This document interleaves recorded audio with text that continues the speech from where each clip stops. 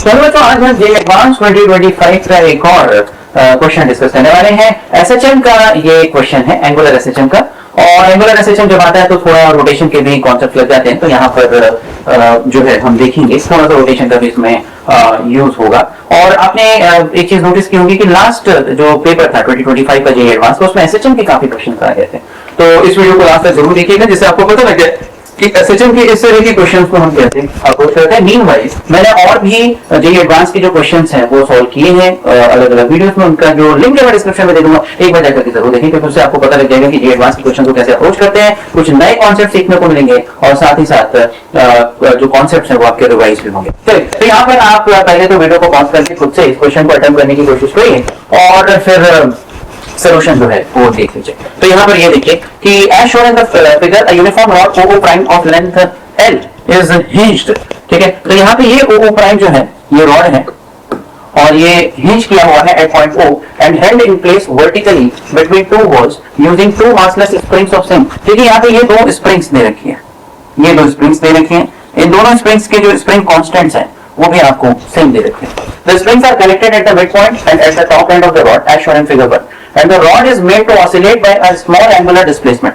The frequency of oscillation of rod is f1. तो इस case में जो frequency of oscillation of rod है वो f1 है। यहाँ पे एक को टॉप में लगा रखा है, एक को मिड पॉइंट में लगा रखा है। इसी तरह से फिगर 2 में दोनों स्प्रिंग्स को मिड पॉइंट पे लगा रखा है दोनों में। इस केस में जो फ्रीक्वेंसी है वो f2 बोली गई। ठीक है, तो the frequency of oscillation of rod is f1. On the other hand, if both the springs are connected at the midpoint of the rod, as shown in figure 2, and the rod is made to oscillate by a small angular displacement, then the frequency of oscillation is f2 और हमें f1 by f2 निकालना। Basically अगर हम angular frequency omega 1 omega 2 निकालते हैं, उनका ratio निकालें, तो जो ओमेगा 1 ओमेगा 2 का रेशियो होगा वही f1 by f2 का रेशियो होगा। अब इस तरह के प्रॉब्लम्स में कोई भी एसएचएम का प्रॉब्लम है, एंगुलर एसएचएम का प्रॉब्लम है, आपको क्या करना है, इस एंगुलर एसएचएम के प्रॉब्लम में क्या करना है, रॉड को थोड़ा सा थीटा एंगल से आपको डिफ्लेक्ट करना है, रीस्टोरिंग टॉर्क निकालना है, उस रीस्टोरिंग टॉर्क से हम ओमेगा निकाल लेंगे, ओमेगा 1 और ओमेगा 2। तो यहाँ पे पहले केस में अगर आपने इस रॉड को थोड़ा सा थीटा एंगल से अगर आपने डिफ्लेक्ट किया, थोड़ा सा थीटा एंगल से अगर आपने इस रॉड को डिफ्लेक्ट किया, तो आप यहाँ पे देखेंगे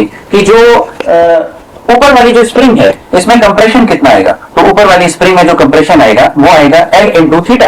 ऊपर वाली जो स्प्रिंग है वो L इंटू थीटा से कंप्रेस हो जाएगी और जो मिड पॉइंट वाली जो स्प्रिंग है, जो मिड पॉइंट पे अटैच है, वो कितने से एक्सटेंड हो जाएगी, L/2 इंटू थीटा। ये स्प्रिंग कंप्रेस हो जाएगी L थीटा से और ये L/2 इंटू थीटा से एक्सटेंड हो जाएगी। अब हम इसको अगर अलग कर लें, अलग से अगर हम इसका डायग्राम बना लें, तो ये देखिए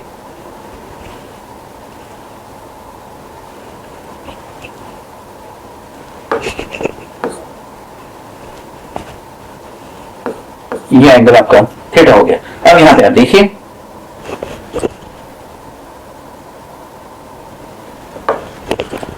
तो ये आपका आ जाएगा जो फोर्स होगा, ऊपर वाली स्प्रिंग जो फोर्स एक्सर्ट करेगी वो K इंटू एक्स कितना है थीटा, और नीचे वाली जो स्प्रिंग है वो भी फोर्स उसी डायरेक्शन में एक्सर्ट करेगी, वो कितना हम ले लेंगे K into L/2 into theta. ठीक है, ये हो गया। अब हम क्या करते हैं कि O पॉइंट के अबाउट जो रीस्टोरिंग टॉर्क है वो लिख लेते हैं। तो torque will be equal to K into L theta into L plus K into L/2 theta into L/2। ठीक है, तो जो टॉर्क है, रीस्टोरिंग टॉर्क जो है, it will come out to be KL square theta plus K into L square theta by 4। ठीक है, और फिर इसके बाद अगर हम इसको ऐड कर दें तो torque will become 5/4 KL square 5/4 KL square into theta.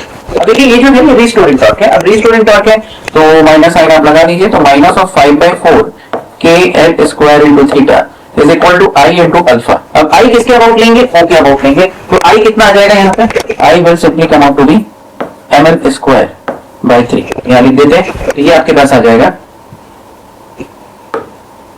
Minus 5/4 KL square into theta is ML square by 3 into alpha.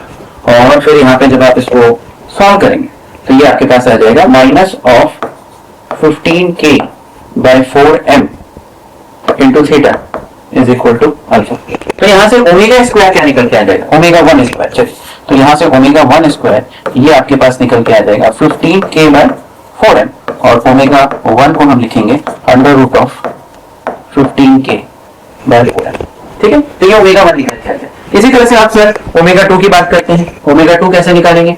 चलिए तो ओमेगा 2 निकालने के लिए देखिए यहाँ पे सेकंड केस में दोनों जो स्प्रिंग्स है वो मिड पॉइंट पे कनेक्टेड है। सेकंड केस में दोनों जो स्प्रिंग्स है मिड पॉइंट पे कनेक्टेड है। अगेन हम क्या करेंगे, उसको थीटा एंगल से डिफ्लेक्ट कर देंगे, थीटा एंगल से डिफ्लेक्ट करेंगे। तो इस केस में दोनों जो स्प्रिंग्स हैं उनमें जो एक में एक्सटेंशन आएगा, एक में कंप्रेशन आएगा, और एक्सटेंशन और कंप्रेशन सेम अमाउंट से आएगा। कितना आएगा, L/2 इंटू थीटा। तो दोनों जो फोर्स लगेंगे वो कितना होगा, K into L/2 into theta, K into L/2 into theta. ठीक है, तो ये जो है फोर्स होंगे। अब 4 पॉइंट के अबाउट इनका अगर हम टॉर्क लिखें, दोनों एक ही फोर्स है, एक ही जगह पे लग रहा है, तो 2 into K into L/2 into theta into L/2 that is equal to torque. तो ये जो टॉर्क है ये 2 से 2 गया, K L square theta by 2, ये आपका टॉर्क हो गया। ठीक है, तो minus of by 2 is equal to ml square by 3 into alpha. तो यहां से अल्फा एल स्क्वायर कैंसिल हो जाएगा, अल्फा इस केस में आ जाएगा minus of 3k/2m into theta.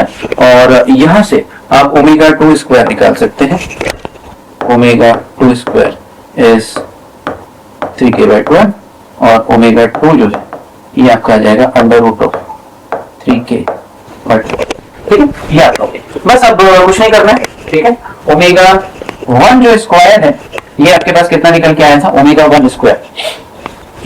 Omega 1 square is, या ओमेगा 1 रूट 15k/4m आया, यहां लिख लेते हैं।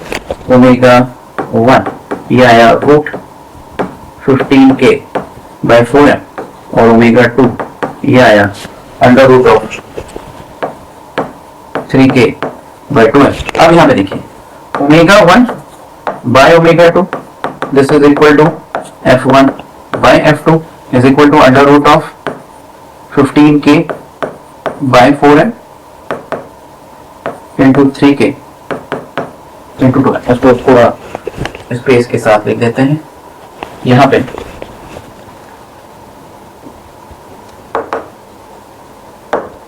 ये हो जाएगा omega 1 by omega 2, this is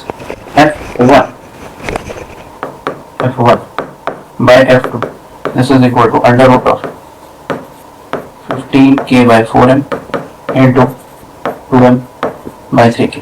तो अल्टीमेटली ये आपका कितना निकल के आएगा, ये आपका आ जाएगा रूट 5/2। ठीक है, रेशियो लेने के लिए 5/2 आ जाएगा। तो यहाँ पे अगर आप देखें कि कौन सा ऑप्शन मैच हो रहा है इससे, तो रूट 5/2 जो ऑप्शन है वो सी है, तो सी इसका आंसर है, रूट 5/2। तो ये जो क्वेश्चन है ये सिंपल क्वेश्चन नहीं था, रोटेशन का थोड़ा सा कॉन्सेप्ट यूज हो रहा था, एसएचएम का कॉन्सेप्ट यूज हो रहा था, और इस तरह का जो क्वेश्चन है उसको कैसे अप्रोच करना है आपको पता होना चाहिए। तो आई होप इस वीडियो से आपका फायदा हुआ होगा। कमेंट करके हमें बताइए कि और किन क्वेश्चंस पे हम वीडियो बनाएं, रो के क्वेश्चंस पे बनाएं, पार्ट फाइंडर के क्वेश्चंस पे बनाएं, जे एडवांस के क्वेश्चंस पे बनाएं। कमेंट करके हमें ये बताइए। इस वीडियो को शेयर कर दीजिए, इस वीडियो को लाइक कर दीजिए, हमारे चैनल को सब्सक्राइब कर दीजिए, और मिलते हैं अगले वीडियो में। Till then wish you all the best, take care, bye bye.